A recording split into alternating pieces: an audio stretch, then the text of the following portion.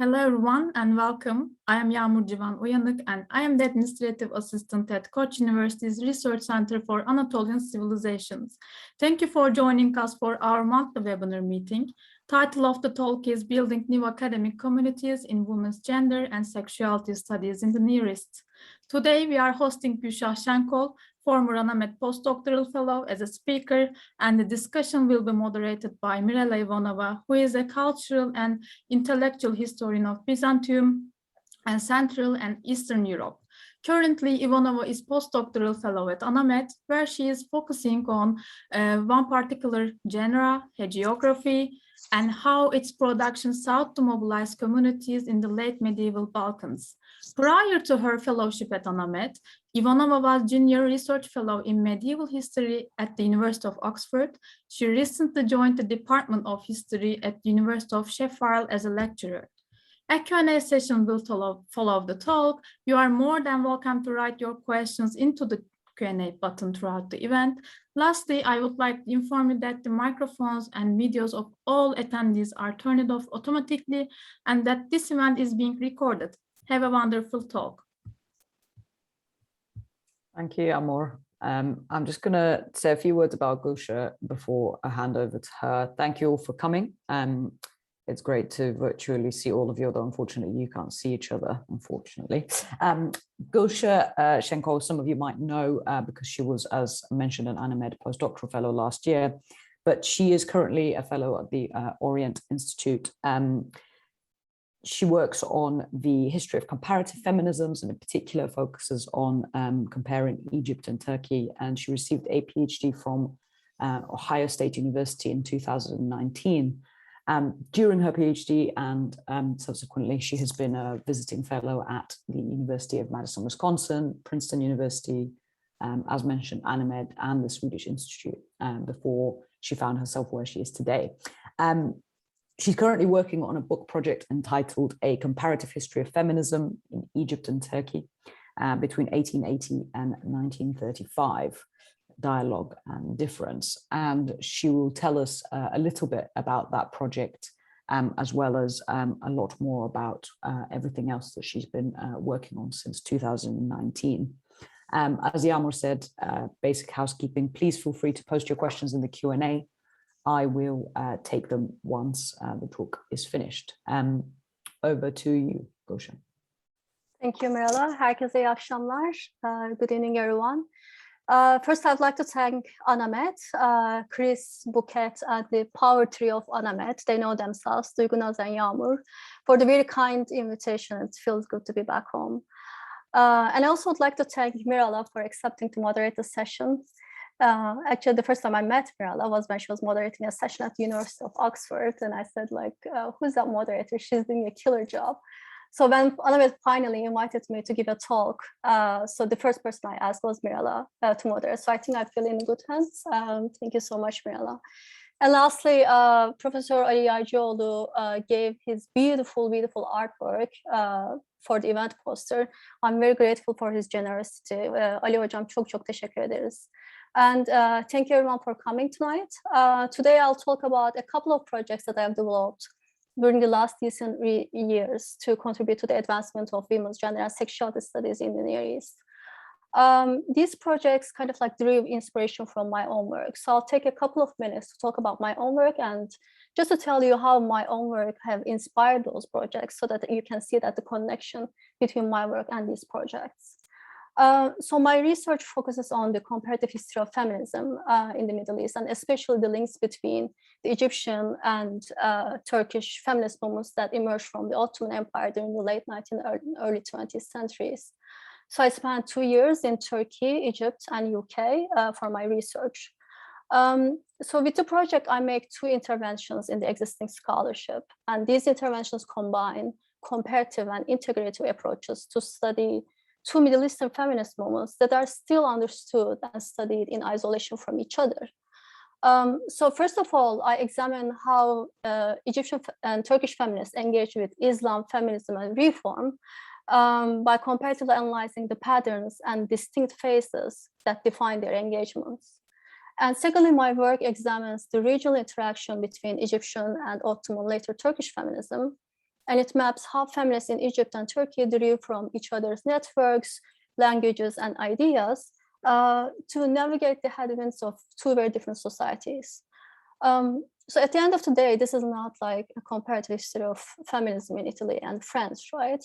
So what are now Turkey and Egypt were still parts of the multi-ethnic Ottoman Empire.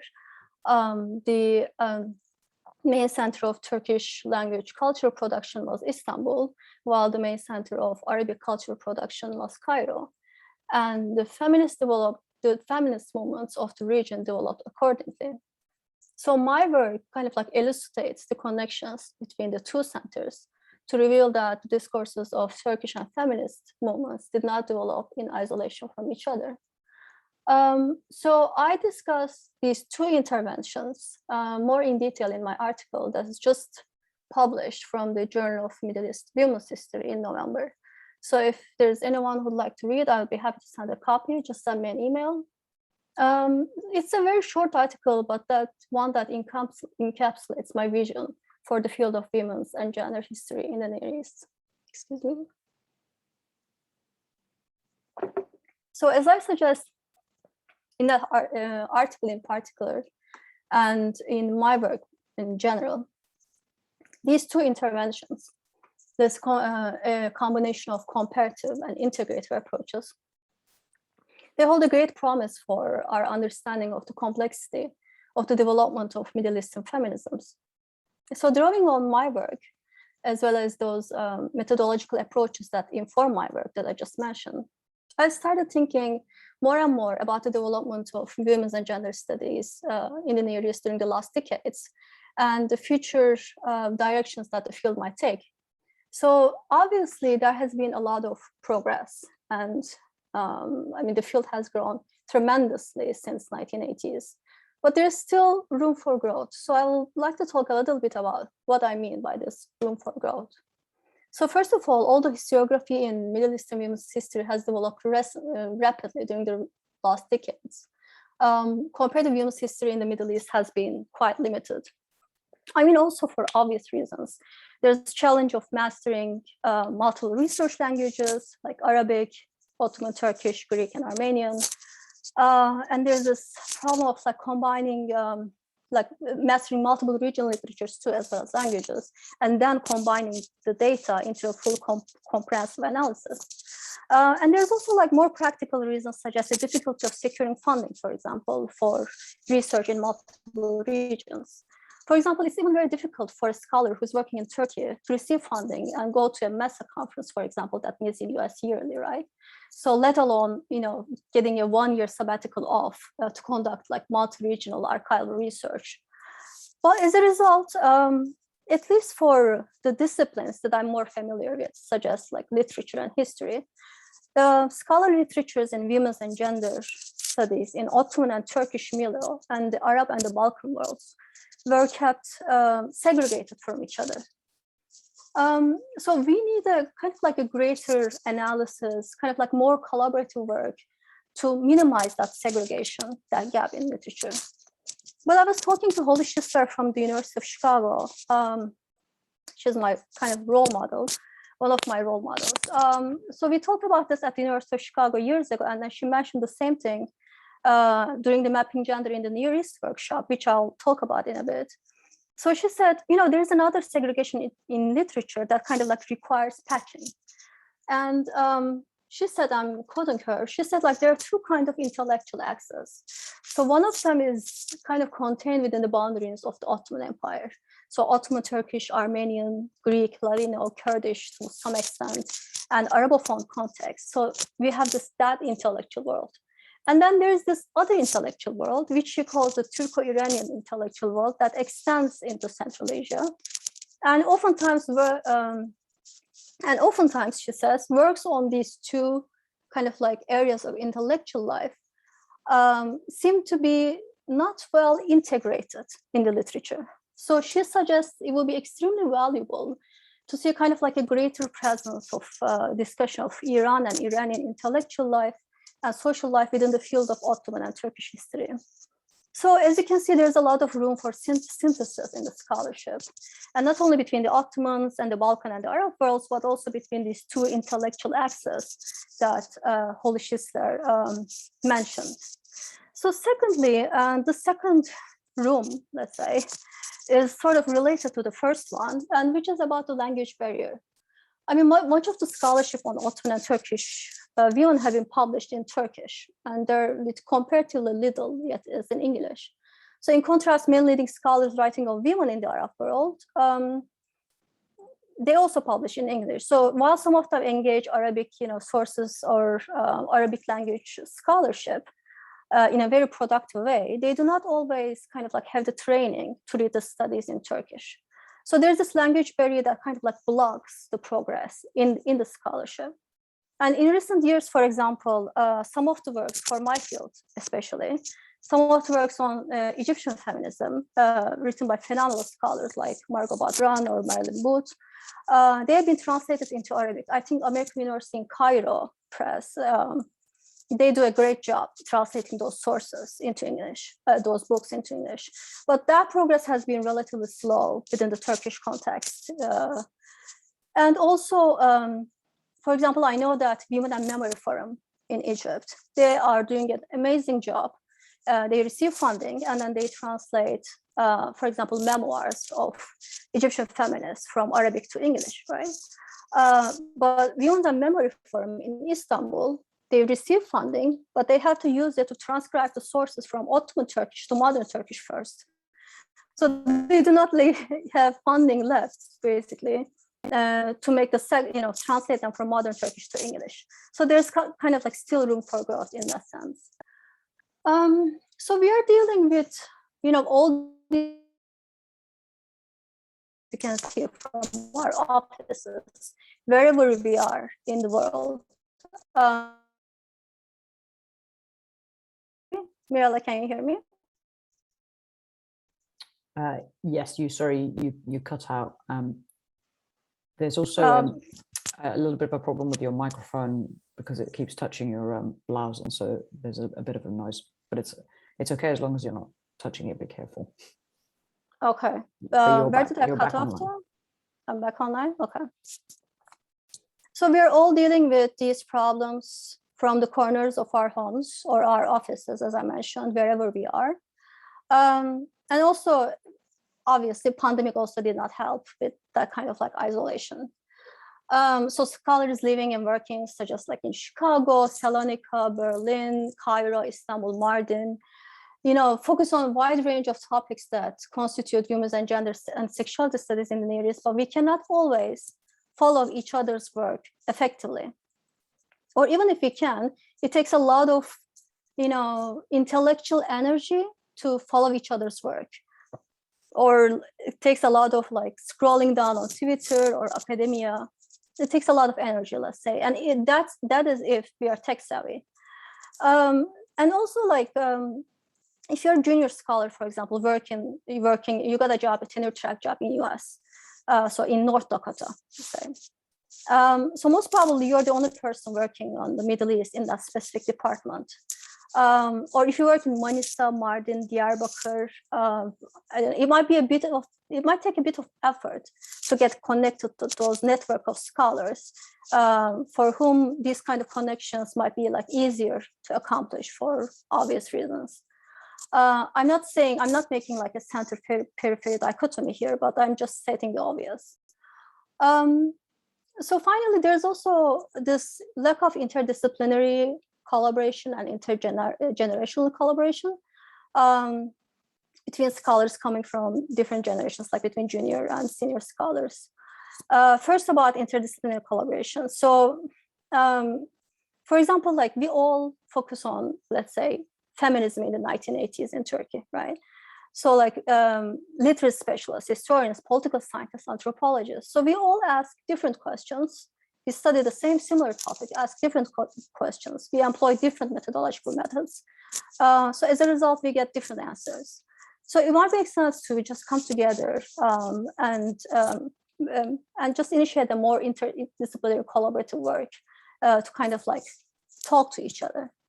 But Eren Savcı from Yale, she puts this quite brilliantly. When we talked in mapping gender, she says interdisciplinary doesn't always mean that you can have like one historian and next to historian a literary analysis and an anthropologist, and there you have an interdisciplinary, scholarship. So it's not as simple as that. It's not kind of like a mix and match of disciplines. So as one scholar says, it's not a matter of like simply one discipline borrowing from another, but it's more like, I quote, fields and approaches are synthesized in kind of like new and enriched knowledge area. So we need to construct this kind of like feasible model for interdisciplinary practice, or at least discuss whether there is a feasible model for interdisciplinary practice.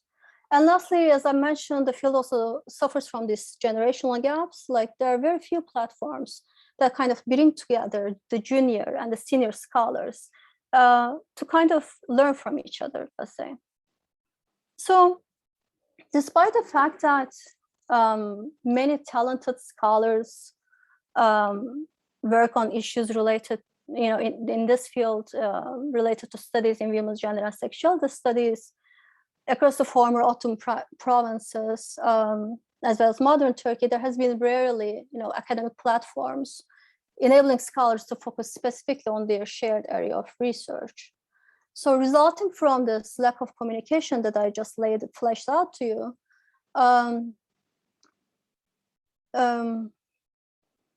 the field has become compartmentalized and the current discourses remain fragmented.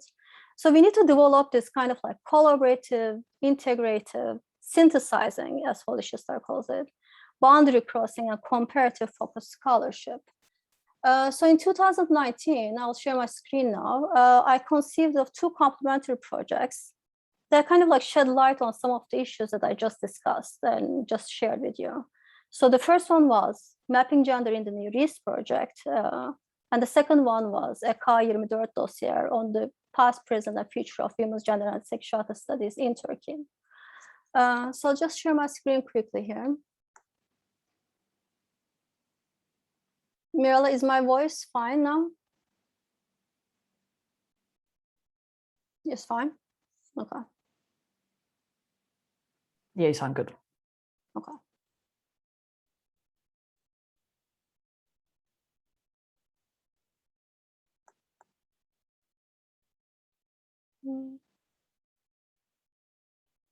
Okay.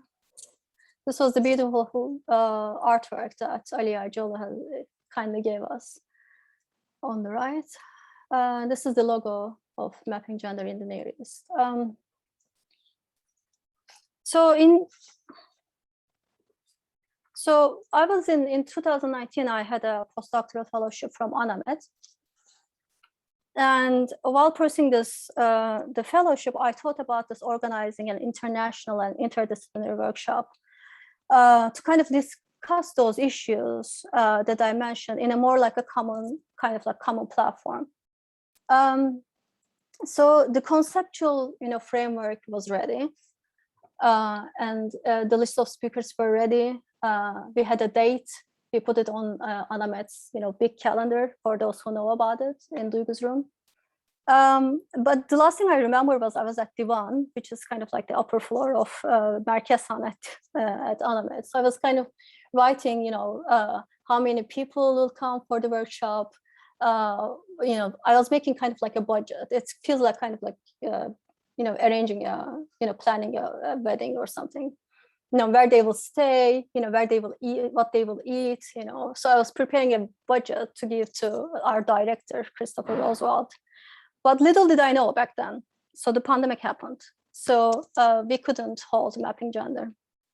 But next fall, I picked up the idea again. I was a visiting fellow at Swedish Research Institute and a visiting scholar at Orient Institute.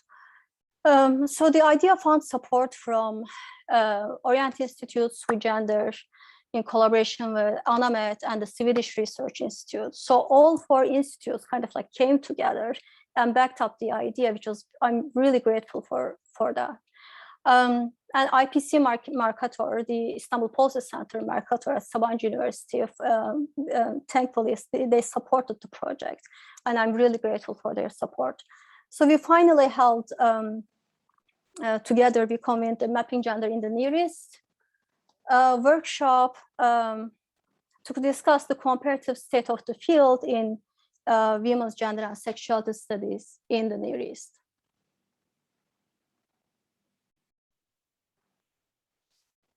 So we had, I mean, I'm not going to go into details because I'm sure that many of you have already followed this. But we had like four panels looking at the history, literature, interdisciplinary approaches, as well as the public outreach. And everyone had kind of like 5 minutes to talk about, like every panelist. We had like 30 panelists from 9 different countries. And everyone had 5 minutes to talk about their vision of the field. So what we accomplished, what we are yet to accomplish, and why we didn't accomplish those, and where do we go from here? So here, if you look at Mapping Gender's website, mappinggendernearest.org, you can see the conceptual framework that I typed. If you're more interested in learning more about the workshop. I also published extensively in Turkish and English, and if anyone wants to read about this, please send me an email. I'll be happy to share those articles. So I'm hoping that, so like the original design that I had for Mapping Gender was that, so in the following year, there will be kind of like a Mapping Gender tradition, like the Berkshire Conference. That meets once in every 3 years. I'm talking about the big Berks, not the small Berks, that meets every year. So the collaborating institutes would take turns and we would host the Mapping Gender in say in another institute next year, in another one. So it's kind of like reflects on this collaborative endeavor that we have launched as part of this workshop, kind of birlikte kalkındırmak yani alanı. So that was the. So I hope that moving forward, the collaborating institutes who made this past year's workshop possible, as well as those maybe who wish to join them, will take turns in the coming years to host the future iterations of the workshop. But the idea that I had was that, so like the first workshop was like mapping the field, right? So the second and the third iterations of the workshop will be more focused. For example, the second one can be Mapping Gender in the Near East, women and making of modern medicine in Egypt and Lebanon, something like that. So an example of this is here is the lecture series that we launched last spring at Orient Institute. So this was like Mapping Gender in the Near East, life narratives and gender. So it's like more focused topics wherever we want to, you know, kind of like the field to focus on, let's say. But one thing that happened with Mapping Gender was, so we had like 650 participants from all around the world. And we received the statistics. So we have seen that 75% of the people who came to listen to Mapping Gender was from US, and despite the time difference. And the rest was from UK, Germany, and some of them were from Istanbul, and a little bit from Ankara too. So what happened was like, I mean, but we were trying to reach as many people as possible, but still the participants were, 75% of them were from US, which we were grateful for. But what about the graduate student in Konya? What about the graduate student in Alexandria? What about that graduate student in Tehran? So we couldn't reach those students, and also they couldn't reach us too, and they couldn't kind of like share their experiences and visions with us. So for that reason, I have, so it was kind of like a self-criticism for Mapping Gender. So for that reason, I sent invitation requests to the directors of Women's and Gender Studies centers at universities, or Women's and Family, yani aile merkezleri at universities in Turkey, so that we could reach a wider audience of scholars and students. So out of 75 invitation requests, I received 10 acceptances, 10 scholars accepted to give interviews. Still, some of them were from Istanbul, but we had scholars who accepted the interview from Ankara and Mardin as well. So I wrote, this is published in K24. It's a public platform. I could also send the links for those interviews. So for right now, we published 5 of these. I wrote an English introduction to the dossier and also a Turkish one. So you can read these. I interviewed Bertil Emrah Öder from Koç University, Professor Öder, Professor Yıldız Ecevit, Mary Lou O'Neill, Deniz Işıker-Bedir from Mardin, Aslı Davaz also from Bimuz Library and Information Center. And there are like 5 more that I'm still, I unshared my screen right now, just a second, that we are still transcribing the last 5 interviews, and we'll also publish this in K24. So together we discussed the problems with the lack of institutionalization, for example, in women's gender and sexuality studies in Turkey. We discussed the development of their respective centers, the bureaucratic and the financial challenges that they faced, especially during the last 20 years. So how they balance their research and teaching, and the collaboration that they establish among themselves with other universities or with Women's Library and Information Center, and politicization of women's and gender studies in Turkey. So like many topics. So if you, if you have a chance, please take a look at those, the first 5 that we have published, and the second 5 is coming up this spring. So I should also mention their names. The last 5 interviews that I conducted were with Sevgi Uçan Çubukçu, Aslı Şimşek Öner, Damla Songur, Gökhan Savaş, Zuhal Yeşilyurt Gündüz, and Aksu Boran. Thank you everyone for accepting those interview requests again. So in those interviews, for example, one of the things that were discussed from Mardin, they said, you are complaining about project feminism, what you call project feminism. We do not even have funding to start those projects so that we can complain about project feminism. So they also wanted to write how to write those projects, how to secure funding. They can sometimes secure funding from TÜBİTAK, but Deniz was saying from Mardin that they need to learn how to write those grant applications for some of the European institutions like ERC or Marie Curie fellowships. So this dossier, as a result, is kind of like designed to complement Mapping Gender in the Near East project. So while Mapping Gender was designed to look at the gaps and the progress in literature, K24 Dossier was designed to look at the institutional infrastructure that facilitate those gaps in literature. So in that way, these 2 projects are kind of like designed to complement each other. The results of both projects, the workshop and the dossier, they will be published in 2 separate edited volumes during this academic year. So please stay tuned if you want to take a look at these edited volumes. So Mapping Gender and the dossier was looking at the problems in the scholarship, right? So it's problems in institutional infrastructure as well as the scholarship. But what happened, so there was kind of, I don't know how to describe this. It's kind of like the diagnosis that we had for the field. But now we kind of, for the lack of a better word, we need kind of like a treatment plan. So this was something that we discussed in the workshop at Mapping Gender and in the interviews that I conducted with the scholars who have accepted my invitation. So everyone was saying that we need a platform kind of like to connect us to each other. Because we're talking about, we did Mapping Gender, we did the interviews, then what happened? We went back home. So maybe we write an article or 2 about it, or maybe we make some collaborations, small scale collaborations. But really, what a few of scholars really pushed for was that we need a sustainable gender, like a networking platform that kind of connect us to each other and that connect our scholarship to one another.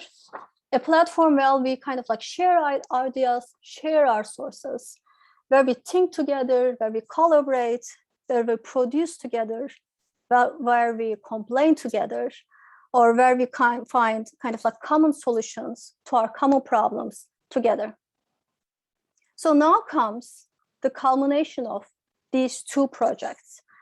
A new gender and research networking platform in the nearest that will unite all of these efforts that I've just described under a common roof, making the results of these efforts more stable and more sustainable, inshallah. So I'm excited to launch of this new online platform called GSSNearest Network for Gender and Sexuality Studies in the Near East. So I'm going to share my screen again, if I can.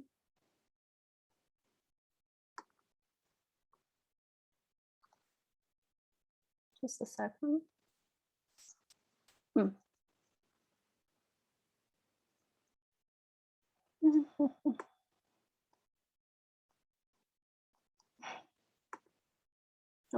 I'm like my grandmother at the moment. Okay. Can everyone see? Can you see Mirela? Okay. Yeah, we can see that. So we have launched the website today, actually. So this is GSSNearest.org. On the left, you see our beautiful logo. We put a note saying that the full launch will be in September 2000. You know, discussions, what are we going to call it? Gülşah, do you hear me? Yes, I can hear you. Your network connection is bad right now, but it's okay. Sorry for interrupting. Nazar değdi bence. Possible. Platforma nazar değdi. Can you hear me now? Yes, we can hear. Oh. Otherwise, I have to run to the other Orient Institute office in 5 minutes under this heavy rain. So let's now. So here I'll just show this briefly, but then I have a PowerPoint lecture on this platform. So I'll just show this really quickly. We will fill out these tabs, so that's why we said full launch will be in September. I'll explain all these tabs in the PowerPoint lecture now. Okay, and here you see we are so thankful that a lot of institutes have already endorsed the project, and I'll also explain this in my PowerPoint lecture in a second. But I just want to show you how grateful we are for all the support that we have been given from these institutes. Okay.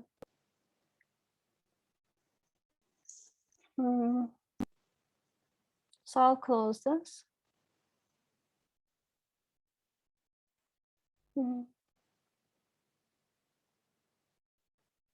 Okay, can you see the PowerPoint, Mirela? Okay. So GSSNearest is, as I described here, is a state-of-the-art website designed by and for researchers in women's gender and sexuality studies in the Near East. So this new research and networking platform will promote accessible, innovative scholarship, and it will foster global interaction and cooperation among scholars and institutions engaged in women's gender and sexuality studies across disciplinary lines in the Near East. So today I will present kind of like the prototype of this website, which I've just shared with you. So this is, you can think of it as kind of like a pre-launch or soft launch. But the complete version of the website will launch with all the features and sections that I've just showed you in September 2022. So the first section you'll see the introduction, the focus areas that will list, and the people. It will have a board of directors and an admin team and members. And by members, I mean the people who will register for the website. So they will be the members of the website, basically. And the collaborations and partnerships, this is under the tab About. And then the resources. So there are like three tabs. So the second tab is resources. This part is kind of like a necessity for our field. So it starts with scholars in the field. So the scholars who work on women's gender and sexuality studies in the Near East. So wherever they are, they might be in Chicago, they might be in Salonika, they might be in Cairo, they might be in Tehran, they might be in Istanbul. So we will list all those scholars in the field. And I'll now mention like this first 5, I think, the first 5 tabs here on the resources. We will not list these, women's gender and sexuality programs, departments and research centers, the libraries and archives that focus on this topic in the Near East, NGOs and nonprofits. So these will not be listed like like by using Microsoft Excel or something. So we are working with a company called Kakare, which has done amazing work, mostly with Koç University. And they are creating and using specialized data sources. So they are using what they call this geographic information system, the GIS system, and other analytical tools to kind of like web mapping applications to be able to show all these programs, scholars in the field, libraries and archives, NGOs. So when you open, it will give you kind of like this world map, and it will make things much more easier to navigate. So it's going to be kind of like a high-tech website, thanks to the efforts of Hüseyin Kuşçu from Kakare. He's a computer scientist and the company who is kind of like building the website. It's called Kakare Interactive. So we'll also list the journals in women's gender and sexuality studies, mostly and also the fellowships and the professional opportunities. So when maybe like graduate students can go and check when there's a call for applications, instead of like just looking around, for opportunities, for professional opportunities. So this will be all listed under resources by using GIS mapping. That will cost a lot. So I will come to that at the end of the talk. The second part is events and activities. Just a second. I don't want to miss anything. Oh, yes, one thing, sorry, I knew I was missing something. So about this NGOs and profits, the reason why we included those tab is something that Deniz Kandiyoti mentioned in Mapping Gender. So now you see how the ideas that we have discussed in Mapping Gender or in the dossier kind of like inform the foundations of this platform. So for example, Deniz just said anti-gender, so she was talking about anti-gender movement, coalition building and finding like new forms of resistance. And she said she believes that academia and the networks that we form in academia are not enough. I mean, they might somehow help, but that is not the only answer. And she said, if these networks do not engage with actors outside the academic circles, I'm quoting her, in NGOs, associations, and neighborhood communities, then that is not, do a lot of good. So that is why we are listing NGOs and nonprofits here, so that will kind of like gives ideas for academic and activist kind of like collaboration. And secondly, here, one of the most important tabs for me is that this research projects, initiatives, and databases. I'm showing the tab with my hand, but you're not seeing my finger probably. So this will lead, this will kind of like show us, for example, like ERC projects, tutor projects, Marie Curie projects, or projects funded by universities or by other nonprofit organizations. So some of these projects and initiatives can be well known, but we use a lot of kind of like time and energy to excavate those projects and initiatives launched by different universities.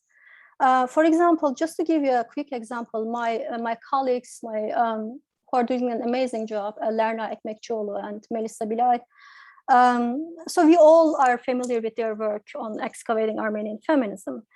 But very few of us, I think, I hope I'm wrong, but very few of us are up to date with their latest project, Feminism in Armenian and Interpretive Ontology and Digital Archive, which is coming out from Stanford University Press.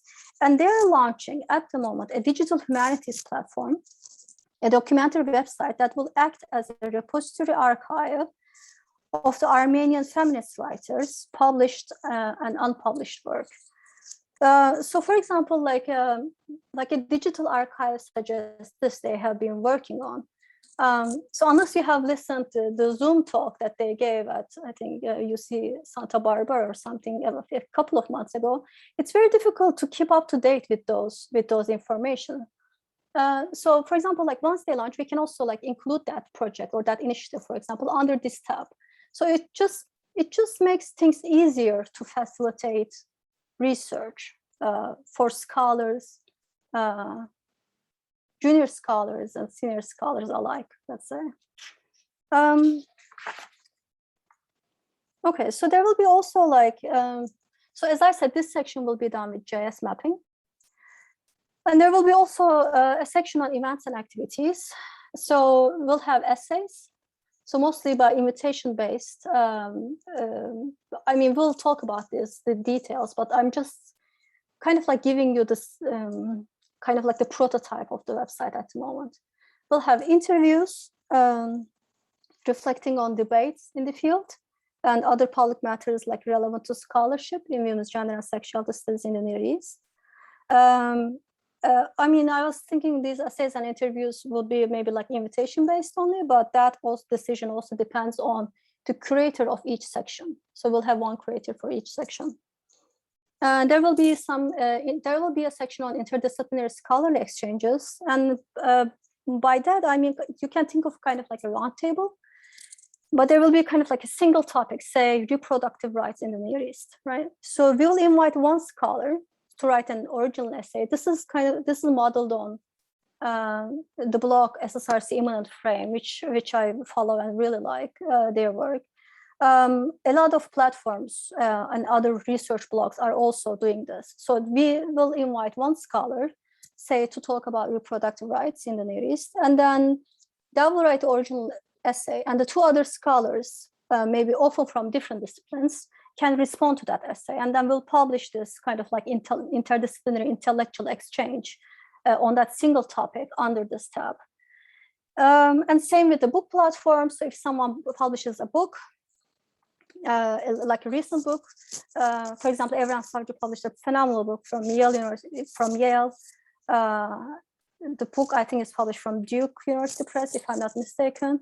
So, maybe, for example, we'll invite her to come and talk about that book in the platform, and we'll invite two other scholars to respond to that book. It's kind of like a book review, but more like through a more interactive exchange between those scholars. And then we'll publish that transcript in the platform. The next tab is GSSNearest How-To series. This is to me a very important tab. It's kind of like how to publish a book, how to submit a book proposal, how to write your first article, how to apply for a PhD program in women's and gender studies, how to not procrastinate. So I'm thinking.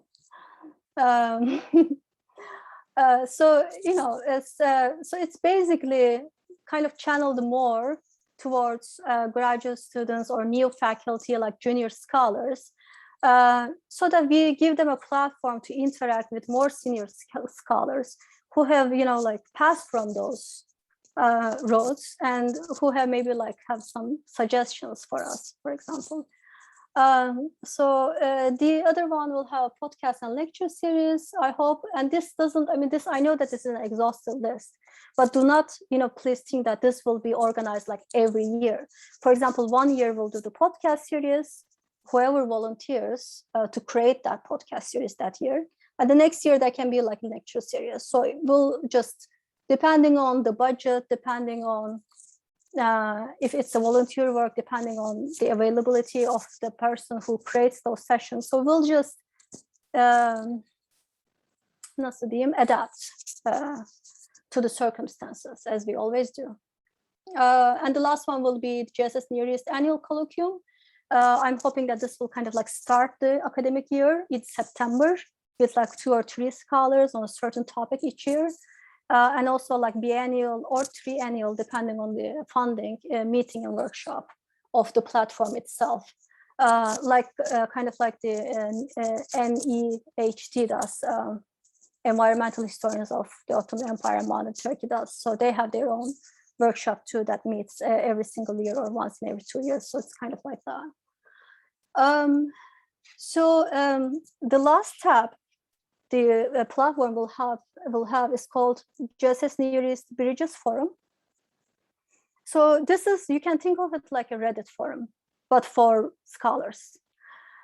So only those scholars who have registered to the website with institutional affiliations can have access to this forum.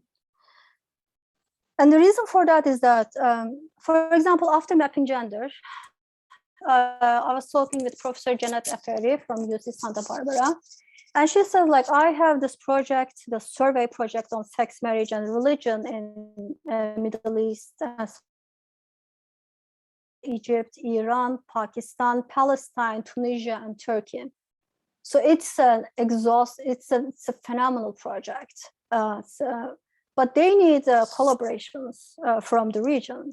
So she said, like, she doesn't know how, like who can we collaborate. So, I mean, there isn't a platform to discuss those questions. So, for example, like if something like happens like that, for example, you have a project, you need a collaborator. You want to write an article, you want to write it with someone else, or you want to apply for funding, you need funding, but you don't know where to apply for. Or you want to submit an article, but you don't know which journal you want to submit your article. You can type it to that forum, and then people will respond to you. So it will it's kind of like a nexus, kind of, I don't know how to describe this.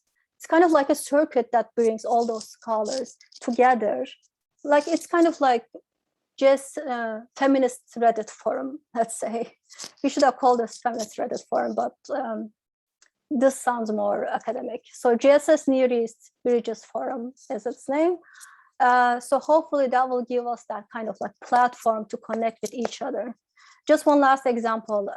In Mapping Gender in the Near East, sevgili hocam, Nicole Vanos, she mentioned that this is not just about cooperation, but this is about sharing our sources. She said she's been looking through newspapers for more than 35 years now and looking for women's organizations in the newspapers. And she said she has to admit that she still finds new women's organizations. So she has this exhaustive file on her computer, kind of like little clippings from all those newspapers about those organizations during all those years that she has collected those. And she thinks that other people can benefit from them. Actually, she was one of the first people who suggested we need a platform, because I want to share those sources, but I do not know how to share those sources with other scholars in the field. So hopefully this Bridges Forum will kind of become a solution to problems, nice problems that we have in the field, not problems, but like good problems. So the website, the platform, until now has received a lot of endorsements from multiple institutions and universities. So Koç University Research Center for Anatolian Civilizations, Koç University, Stavros Niarchos Foundation, Center for Late Antique and Byzantine Studies, the Vehbi Koç Ankara Studies Research Center, the Istanbul Policy Center at Sabancı University, which is a Stiftung Mercator initiative, as well as Koç University Center for Gender Studies, Kadir Has University Gender and Women's Studies, the Swedish Research Institute, the Institute for Mediterranean Studies, the Foundation for Research and Technology, HELAS, the Women's Library and Information Center, the Netherlands Institute in Turkey, as well as, sorry, this says you have 10 minutes left. And also the Institute for Women's and Gender Studies in Turkey. I mean, I'm very grateful for all the institutes and universities who have given support. It means a lot to the platform, especially at the beginning when you're launching it. You can imagine how exhaustive such an endeavor can be for. I mean, we are very excited. So this support kind of like means a lot to us. Let me see. Okay, so today was the pre-launch. So this is kind of like the timeline. This was the ANAMED Talk. So the funding, so it all comes down to funding, but I already submitted a seed grant application to fund the platform. So fingers crossed, I expect to hear, I cannot say the institute's name because it's an application in progress that they're still trying to decide. But if we receive the funding, I think things will move more quickly. And then I have a few other applications coming up that I'll submit, but inshallah, one will come through. And then the completion of the preparations by Kakare Interactive team and the admin team. And then the full launch will be in September 2022. Here I've wanted to mention the website is designed and built by Hüseyin Kuşçu by Kakare. And the graphic designer for this, for the logo and the banner is Gökhan Pahlı, who designed also the logo and the banner for mapping gender and then life narratives and gender and all the projects that I've been involved in. He's recommended to us by ANAMED, and we are very grateful for his very creative work, as well as for Hüseyin Kuşçu. He did an amazing job at this website. Different colors. This is the fun part of, so behind, like now today I'm, I'm talking about the platform as if it's like easy peasy, but so every part, every stage of the platform was a decision to make. And that even includes the color for the banner. So as you can see, we've selected the one on the left. If anyone prefers another color, we'd be happy to change it. So some people love purple a lot.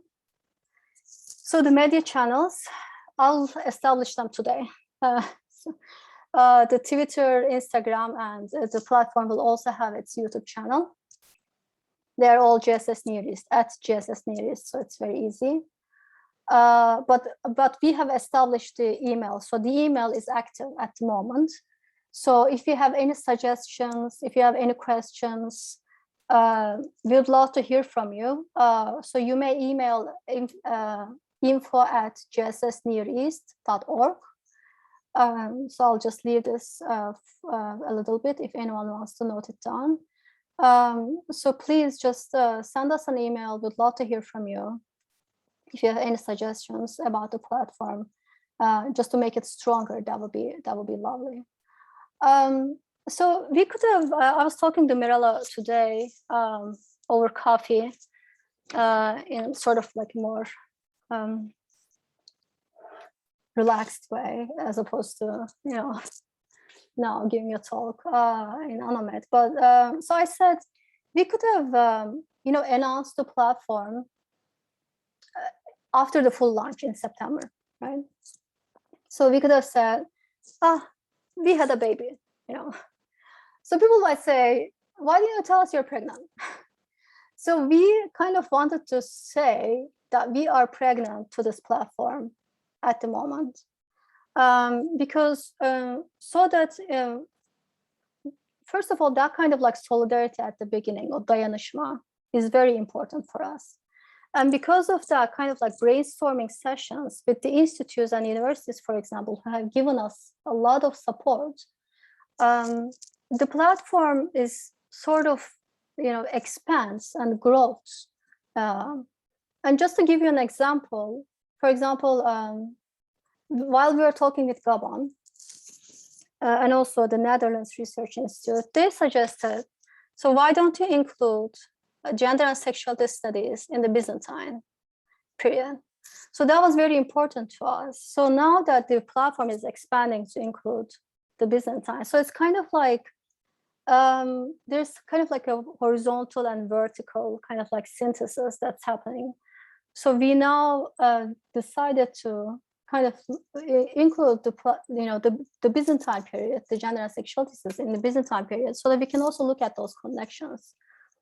So these kind of like feedback when you're launching the platform is very important, so that we can have a more healthy baby, in September when the website is fully launched.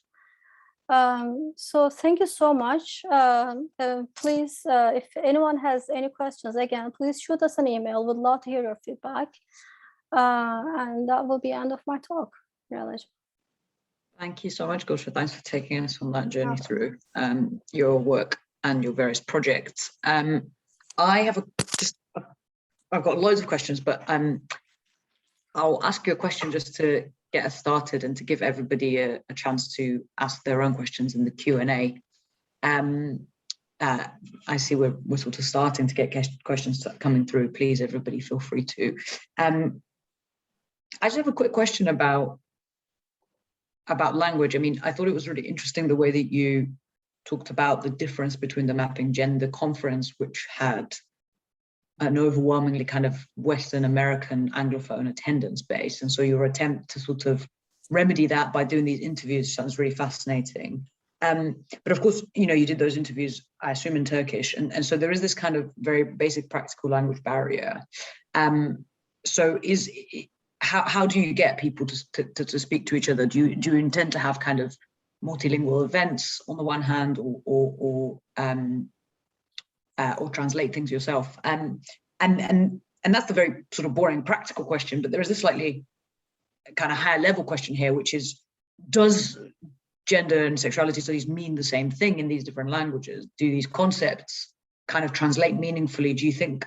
And maybe is that part of what you're trying to do, or do you think that actually there is a lot more common ground, that actually the languages are stopping us from getting in touch? So I'll let you answer that whilst I have a look at some of the other questions coming through. Okay, of course. Thank you, Mirela. Yes, so the platform, maybe I should also share the screen and show the website again. I don't know, as I answer the questions. So here. So the platform will launch in English. So the full, the tabs and the discussions, like the essays, interviews. So we'll launch it in English. But once we receive funding, like hazine.info does, for example, that website. Once we receive more funding, we plan to translate those, like essays and articles or interviews, the book talks, into Arabic and Turkish as well. But that all depends on the funding. So the first seed grant that I applied for is to cover all the GIS mapping, because that is a highly costly, preparation, let's say, done by Kakare. And also the launching of the platform and the graphic designers. So the first seed grant will kind of go to that. So after the website is fully launched in September, maybe we need to talk about this with the lawyer too. But then we are hoping to maybe either receive funding from other institutions, or we might start accepting donations like Hazine does. If that happens, that might give us the necessary funding to cover the expenses for translation into Arabic and Turkish, I'm hoping. And you're right about the second question, the gender and sexuality, how it translates from different regions. So this is one of the kind of like ideas that we had, that scholars can talk to each other. So what does gender studies mean and do, like in Turkey versus Egypt versus Iran versus in US? I mean, we all focus on the same area, but the methodologies that we use are totally different, can be different. It's not necessarily a bad thing, but just to give you an example, for example, one of the things that I, not to criticize, but like one of the things that I've seen in the development of women's and gender studies in Turkey, especially for my field, the history field. So there's a lot of emphasis on women's history, right? So we kind of like, at the moment, we excavate women's voices and then write them to make them visible in history. But this kind of resulted in like women's history, which some scholars call, like add women and stir approach. So now we have women in World War I. We have women here. Now we have, it's just kind of this effort to write women's voice back into history to make them visible is really strong. So that shift from women's history to gender history, that shift from writing those experiences as opposed to writing the dynamics that inform those experiences or that make those experiences meaningful in the first place. I'm thinking about John Ska here, has not really happened, or we have a lot of like room to grow in that sense. So the platform will also, help us to discuss these most recent developments in the literature and how we can also like engage with those developments. So hopefully if we use, if we can also translate the website most features of the website into Arabic and Turkish, that might really help us in that sense, to build a more sustainable kind of communication between scholars working on these issues in different geographical areas at the moment. So thanks for that. And there's a couple of sort of picking up on the website and the kind of mechanics of the websites. There's a couple of questions we have about what kind of will and whether what will and will not be possible with the website. And I'll just go through them and let you kind of answer. Some of these are questions, some of these are more of a suggestion. The first is whether any women or queer university student clubs will be in the lists for scholars to conduct interviews with or get in touch with. And I think they mean the sort of the resources list, where you have a list of NGOs and non-profits, perhaps whether you'd be interested in adding kind of queer or women's university clubs. Yes, this all depends on the decision of the board of directors when the time comes. But at the moment, we do not expect to list the clubs at the universities because that is an exhaustive list. But we are planning to include the non-governmental organizations who does work in this field. So that might help you at least if you are planning to conduct some interviews. So just at the NGO level, I can say, but not at the university club level, I'm afraid. So. And the second question on kind of on the same theme actually is another practical question about the website, which is, will the forum that you described, the Bridge Forum, be open to grad students as well? Yes, absolutely. Absolutely. This is one of the main reasons for that forum, actually. Because so that a graduate student, because I remember myself when I was applying for PhD programs in US. So I got Fulbright, but I didn't know where to apply for. They're helping us immensely, obviously, but it would make a great help if you could maybe like talk to the students who are already doing their PhD in the United States or wherever you want to apply for. So things like that. So obviously, one of the main ideas is to connect the graduate students to junior faculty and senior faculty so that we can benefit from each other. I think they need a lot of guidance, as I needed back then, about how to apply, how to do archival research, how to find a fellowship to support your dissertation research, how to publish your first article, how to not watch a whole Netflix series, but instead focus on your work that is due next week, for example, if you're lucky, or next Monday. So yes, these questions, don't ask the last one, but these questions will all be in that forum, so that whoever is available, whoever has time, they can respond. And then you can pick up that collaboration later. So you can like exchange emails, maybe do a Zoom meeting with that professor or with that, like junior scholar, and learn from their experiences. But yes, graduate students will absolutely have access to the Bridges Forum.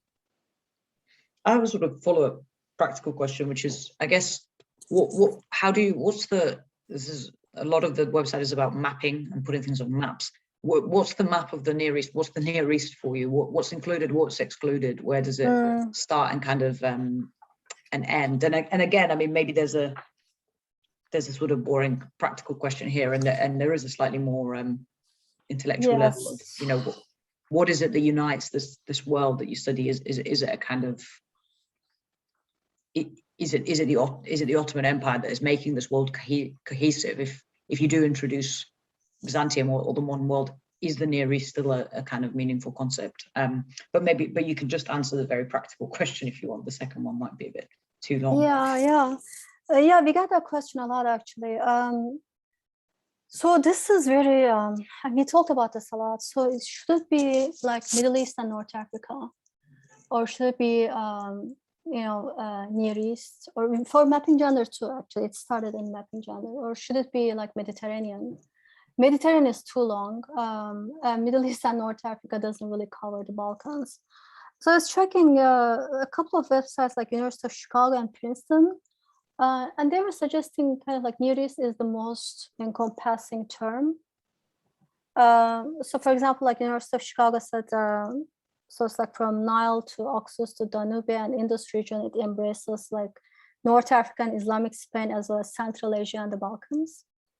And for Princeton, defines Near East expansively to include not just the conventional Middle East, like Arab countries, like Turkey, Iran, or Israel, but also the countries of South Asia, the Caucasus, and the Central Asia.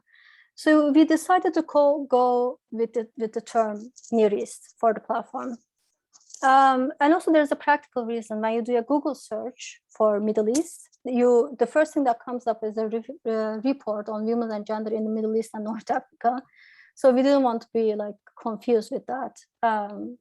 So and Near East was shorter too. So that's also, which makes a lot of sense when you need a domain or when you need like a Twitter name for it. So geographically, it really expands, including the Balkans. So that was one of the main ideas, to be able to include the Balkans. But chronologically, it extends really deep to include the Byzantine period as well. So it's like, I think I've told you this, like it's like horizontally and vertically. So there is like kind of like connection in that sense. Horizontally, we want to be as wide as possible to include the Balkans, the Arab regions, but vertically, it really extends deep to be able to make those connections from the Byzantine to Ottoman Empire too. So like that will be chronologically, it will be really it will be really deep. Let's say we'll all write about this in the focus areas tab when we fully launch the website. But if anyone has any suggestions about the areas to cover, and then please just let us know. We're all, like looking forward to receiving feedback from scholars to make this as efficient and as sustainable and as comprehensive of a platform as possible. And also lastly, one of the things that we are kind of like the creators of each session, or like the members of the board, we'll try to have kind of like a balanced geographical representation as well as chronological representation. Here I'm seeing a question, but can you? Thanks. Yes, so there's another question that's come in about the kind of pragmatics of using the website. Somebody asks about institutional affiliation. So they say, if they're correct, you say institutional affiliation is kind of compulsory in order to register for the forum. Could you say a little bit more about why that is, or whether that is the case? Yeah, I mean, that's also like, I'm thinking, I mean, I don't want to be, we would like to, you know, make it accessible to as many people as possible. So not necessarily, maybe, but some kind of like, you know, like you know, like I worked here, or like I've studied here, some kind of like even like past affiliation of, I was a student, I was a graduate, I was an undergraduate student, but now I don't work, but I'm interested in these topics. Fine, just, you know, anything, we'll accept anything to be as encompassing as possible. You know, it's just, you know, like those tabs when you say like, confirm that you're not a robot. So we'll work with that. We'll work with that.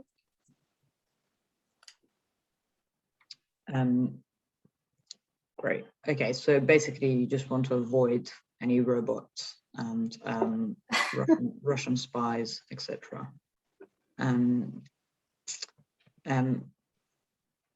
Great. Okay, well, I feel like you have been grilled quite a lot for the last few minutes. So if there are no more questions coming through, I might use my privilege and give you a rest. It looks like everyone's pretty satisfied. So thank you so much, Gülşah, for introducing us to your really exciting project. And I think probably I speak on behalf of everyone here when I say that we're all very excited for the full launch of this platform, and look forward to making the most of it and using all of its various resources. If we can, all of us virtually, join me in a round of thanks and applause for Gülşah, and enjoy the rest of our evening. Thanks, Gülşah. Teşekkür ederim Mirela'cığım. Thank you so much also for this great talk, Gülşah and Mirela. I would like to thank all attendees for joining us. Please follow us through our website and social media accounts for our upcoming talks, and see you soon. Teşekkür ederim. Herkese iyi akşamlar. Teşekkür ederiz. İyi akşamlar.